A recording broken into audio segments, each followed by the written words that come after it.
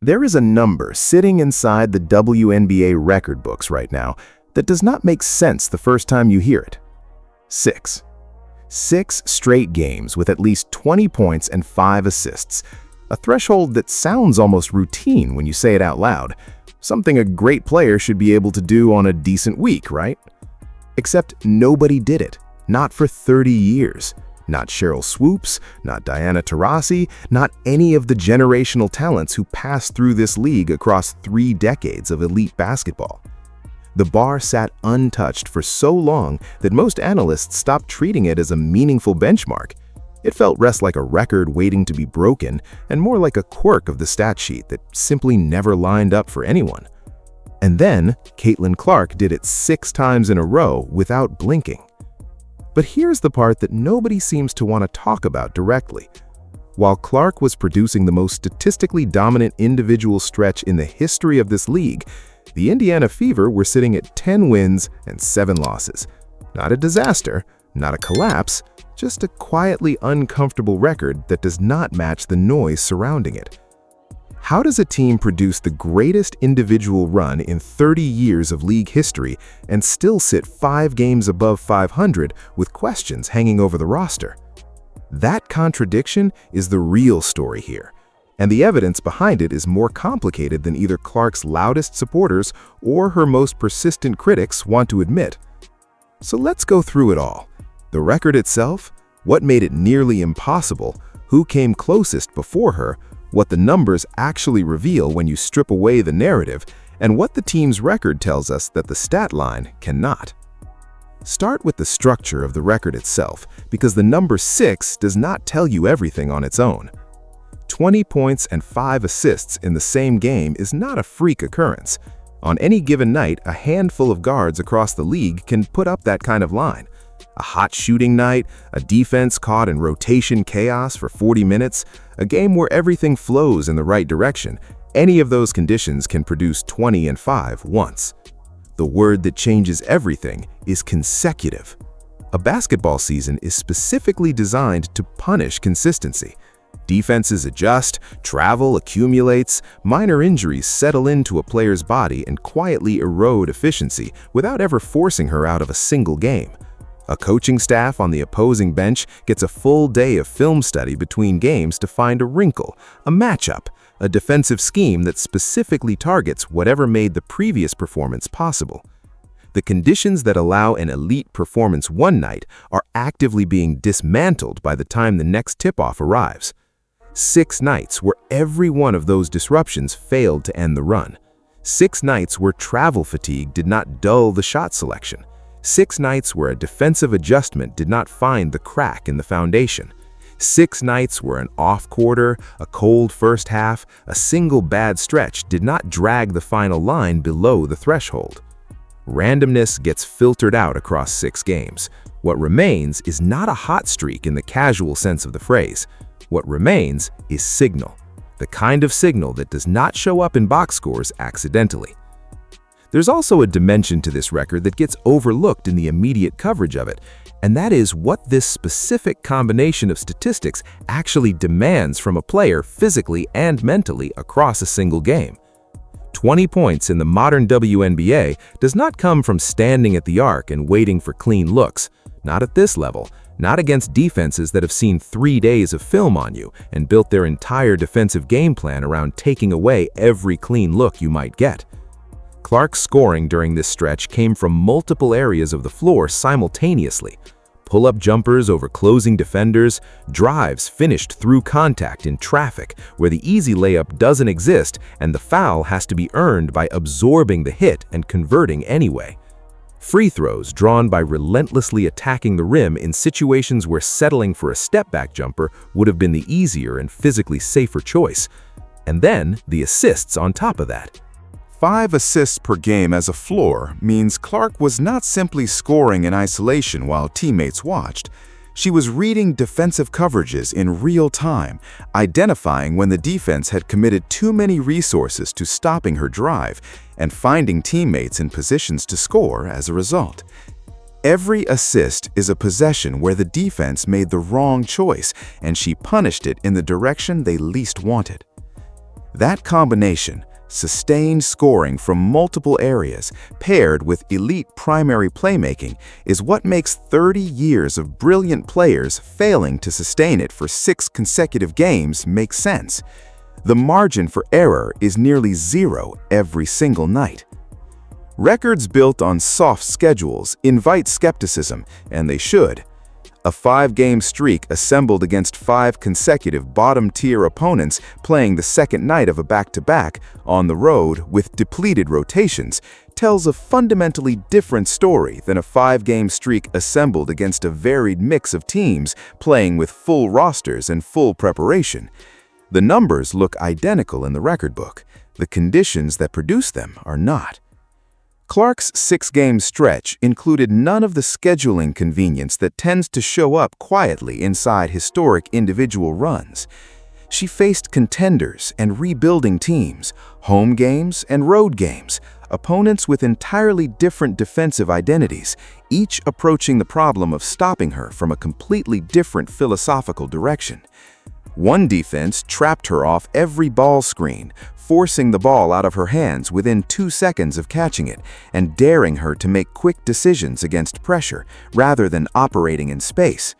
Another sat back in a soft zone, conceding the mid-range pull-up and daring her to beat them from distance with a hand in her face rather than attacking the paint where the damage is harder to contain. A third switched everything, throwing fresh defenders at her possession after possession with the specific intention of wearing down her legs by the 4th quarter when the game is actually decided. Each of those defensive philosophies punishes a different kind of weakness. A player who cannot handle pressure falls apart against the trap. A player who relies too heavily on rhythm jumpers struggles against the zone that takes away the drive. A player whose legs are gone by the 4th quarter gets exposed by the switching defense that specifically aims to make that happen.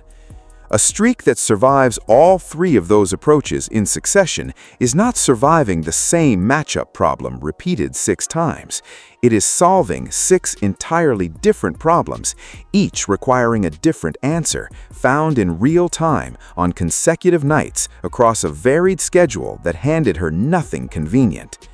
That is precisely why the streak cannot be explained by era, schedule, or circumstance. It was built the hard way, which is also precisely why nobody built it before her. There is a layer to extended individual runs that statistics alone cannot capture, and it is the one that ends most of them before they reach historic territory. By the 4th and 5th games of Clark's stretch, the number had already become the story. Opposing benches were tracking it publicly. Broadcast coverage had begun framing every possession through the lens of whether this was the night the run finally ended. Media surrounding the league was gilding the historical comparison in real time, which meant the pressure accompanying each subsequent game was fundamentally different from the pressure that existed at the start of the run. A player who is unaware of a streak plays with a kind of freedom that simply disappears the moment the number itself becomes the narrative. The awareness changes decision-making in ways that are difficult to quantify but impossible to dismiss. There is a reason that extended streaks across every sport tend to end in the same window, when the player becomes fully conscious of what is at stake statistically, and the mental weight of protecting the number begins to compete with the instinct to simply play. Clark's produced some of her best individual numbers of the entire stretch in Games 5 and 6, the 2 games where the awareness of the record was highest, the pressure was most concentrated, and the opposing coaching staffs had the most preparation time specifically devoted to ending it. That is not a footnote. That is the detail that separates a streak built on favorable conditions from one built on something more durable. Every record is defined in part by the players who nearly set it first. Before Clark's stretch, the standard for consecutive games with 20 points and 5 assists sat at 5, a mark that Kelsey Plum had reached during a stretch of genuinely elite production from one of the best pure scorers the league has seen in the past decade. Plum's 5-game run was not a statistical accident. It reflected a player operating at a legitimately high level across an extended window, and it stood as the benchmark for as long as it did because clearing it turned out to be almost impossibly difficult. So why did the bar sit at 5 for as long as it did, and why did 6 prove to be the specific wall nobody could clear? Part of the answer is about usage. A player who is the primary engine of her entire offense, creating her own shot, setting up teammates, absorbing the full attention of the opposing defense on every single possession, faces more situations per game where the streak can end. More opportunities to extend it, but also more opportunities for a single defensive adjustment to crack it. The players who came closest before Clark were elite scorers who were not always asked to run the entire offense as the primary driver every night. Clark has been exactly that primary driver for the Fever across every one of these 6 games. The streak survived anyway. But the more revealing part of the answer is about what happens to opposing defenses as a streak approaches historic territory. By the 5th game of any extended run, coaching staffs across the league have had multiple opportunities to study film specifically aimed at ending it. Personnel adjustments get made, defensive packages get designed with one player in mind. The resistance becomes more deliberate and more specifically targeted the closer the streak gets to a record. Plum's run ended at 5, not because her talent diminished on the 5th night, because by that point, the entire opposing coaching staff had optimized everything they had around one specific goal, ending the streak before it became historic. Clark's run pushed past that same point of maximum defensive attention and continued. That gap between 5 and 6, the single additional game that nobody had ever cleared, is not a small step in practical terms. It is the hardest game of the entire run, played against a defense that has had maximum time to prepare and maximum motivation to end it. She cleared it anyway. Strip away the streak narrative for a moment and look only at what the per-game averages across these 6 contests actually show. 25.7 points per game, 8.7 assists per game, a true shooting percentage in the low 60s across the entire stretch. The first 2 numbers represent a production level that would constitute a career year if maintained across an entire season rather than a 6-game window. The third number is what makes them genuinely remarkable in context. True shooting percentage in the low 60s is elite efficiency under any circumstances. Maintaining it across 6 straight games while carrying maximum offensive responsibility and facing defensive schemes specifically designed to reduce that efficiency is a different category of achievement entirely. Most primary playmakers see efficiency decline as defenses accumulate film and key in on them more specifically game after game. The volume stays high because the usage demands it. The efficiency drops because the defense has solved enough of the puzzle to force more difficult shots. Clark's efficiency across this stretch did not follow that pattern. If anything, her per-game scoring climbed as the streak extended, which means the opposing defenses were adjusting and still failing to find the answer. The assists number deserves separate attention because it reveals something the scoring figure cannot on its own. 8.7 assists per game across 6 games means Clark was not accumulating points in a vacuum while her teammates operated as stationary pieces around her.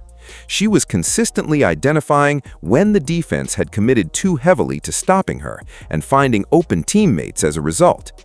The defensive attention she was drawing, the double teams, the early traps, the switching schemes, was being redistributed onto open shooters and cutters across the Fever roster who could convert those advantages. Here is the statistical relationship that matters most. Points and assists do not typically climb together over an extended stretch. In most cases across league history, a player who increases her own scoring volume sees her assist total dip slightly because more of her possessions are ending in a shot rather than a pass. Across this 6-game run, both numbers moved upwards simultaneously. That pattern does not happen by accident. It suggests Clark was not choosing between scoring and distributing on a possession-by-possession basis. She was reading each individual defensive coverage correctly in real time and selecting whichever option the defense actually gave her, rather than forcing a predetermined outcome. The free throw attempts add another layer. A scorer settling for perimeter jumpers does not draw contact at the rim. A scorer who is relentlessly attacking the basket draws fouls as a natural consequence of forcing defenders into impossible physical choices. Clark's free throw attempts climbed noticeably above her season average during this stretch, confirming that the engine behind the streak's sustained efficiency was aggressive paint pressure, not a hot shooting variance from distance that can evaporate as quickly as it appears. Turnover numbers matter here too, because they tell you whether a hot stretch is controlled or chaotic. A high-usage playmaker forcing the issue typically pays for that aggression with rising turnovers. Clark's turnover rate across these 6 games stayed roughly in line with her season average rather than spiking upward. The increased volume did not come at the cost of reckless decision-making with the basketball. That distinction separates a sustainable performance from one built on forcing plays that happen to fall favorably. And now for the part of this story that neither the celebration nor the criticism has handled particularly well. While Clark was producing a 6-game stretch that no player in 30 years of league history had managed to match, the Indiana Fever were sitting at 10 wins and 7 losses, a record that reads as respectable in isolation, a record that reads as quietly puzzling the moment you place it alongside the individual production happening on the same floor every night. How does a team with the league's most historically dominant individual stretch in recent memory sit only 5 games above 500? Part of the answer lives in roster construction. A team built around one singular offensive engine still needs secondary scoring that can hold up when that engine is the entire focus of every opposing defensive game plan. When Clark draws 2 or sometimes 3 defenders on a single possession, the shots her teammates take as a result are not clean open looks generated by a balanced offensive system.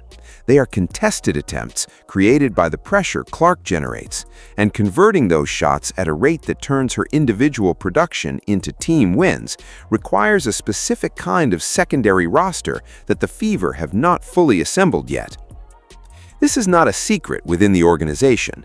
There has been visible tension this season around playing time decisions, roster management, and how the coaching staff has chosen to distribute minutes across the rotation. Tension public enough that head coach Stephanie White addressed it directly, pushing back against what she described as media narratives that overstated the internal friction. The details of that tension are less important than what they reveal structurally.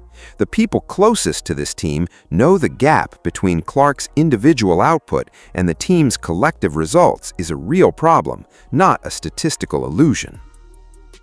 Defensive performance on the other end of the floor compounds the issue further. A team can produce the most individually dominant offensive stretch in recent league memory and still lose games if its defense is allowing opponents to score at a pace that matches or exceeds what Clark is generating on the other end. 10 wins and 7 losses across this stretch of the season reflects a team that has not yet solved its issues defensively, regardless of how dominant its best player has been in the other direction. There is a pattern across professional basketball that helps explain why front offices and coaching staffs approach stretches like this with caution rather than pure celebration. A historic individual run absorbs so much attention that it temporarily masks the underlying structural questions about the roster surrounding it. While the coverage focuses on the record, the depth questions, the defensive issues, and the rotation problems exist quietly beneath the surface. Once the streak ends, those questions do not disappear. They resurface immediately, often with more urgency than before, because the attention that was temporarily redirected toward the record now returns fully to the team's actual standing. A record like this forces a question that the 6 games themselves cannot answer. Was this a peak? A concentrated window of production that represents the absolute ceiling of what Clark can sustain? Or was it a new baseline, a demonstration that this level of output has become her operating standard, and the rest of the season will confirm it? Clark's statistical history offers a complicated answer to that question. She has demonstrated the capacity for extended stretches of dominant production before. She has also dealt with the physical consequences of carrying this much offensive responsibility night after night, including injury setbacks in prior seasons that interrupted similarly elite stretches before they could fully develop. The physical toll of this specific kind of basketball is worth taking seriously. This is not a jump shooting streak built on minimal physical risk. It is a contact-heavy run built on relentless paint attacks, absorbing hits at the rim, fighting through screens, and playing through the cumulative wear that does not always show up in the box score until it suddenly forces a player out of a game entirely. Every drive into traffic during this stretch added to a physical cost that accumulates quietly across a long season. 6 games is a small sample of a much longer calendar, and the coaching staff's management of Clark's workload from this point forward will matter as much as anything she produces statistically in terms of determining whether this record becomes a turning point in her career trajectory or a brilliant isolated stretch inside a season derailed by physical setbacks. The remaining schedule carries significant weight for several reasons that extend beyond team wins: playoff positioning, individual award conversations, and the broader question of whether this 6-game benchmark becomes the moment analysts point to as the inflection point in her development, or a footnote inside a season that ultimately did not deliver what the individual production suggested it should. The MVP conversation has already been reshaped by what happened across these 6 games. Voters and analysts will now measure every subsequent stretch of Clark's season against this specific benchmark, whether that comparison is entirely fair to the player or not. A 6-game window of this caliber recalibrates expectations for what an MVP-caliber season looks like statistically, and there is no returning to the prior frame of reference once a performance this dominant has entered the public record. Records in any sport eventually fall. The players who set them are remembered as much for the conditions under which the record was achieved as for the number itself. A 6-game streak built against a varied schedule, sustained under the heaviest media scrutiny any individual WNBA player has faced in the modern era of the league, paired with lead efficiency rather than empty volume, is the kind of record that tends to age well in historical memory. Not because the number is impossible to eventually surpass, but because the story behind how it was built does not simplify into a convenient explanation. It was not a soft schedule. It was not a favorable shooting variance from distance that ran hot for 6 nights. It was not a record produced by a player operating in a low-pressure environment where the streak itself was not a factor in how the games were played. Every element that typically allows historic individual runs to be partially explained away is absent from this one. Whoever eventually challenges this mark will be stepping into a comparison that did not exist before this stretch. They will be measured not just against the number 6, but against the specific conditions under which it was produced. That comparison will be uncomfortable for most challengers, because the circumstances Clark navigated across these 6 games were not the circumstances that produce records by accident. The Indiana Fever's coaching staff knows what the roster still needs. The front office knows what the win column still requires. And Clark herself knows that the record is already in the books, regardless of what the remaining schedule produces. But the real question the rest of this season has to answer has nothing to do with whether the streak extends.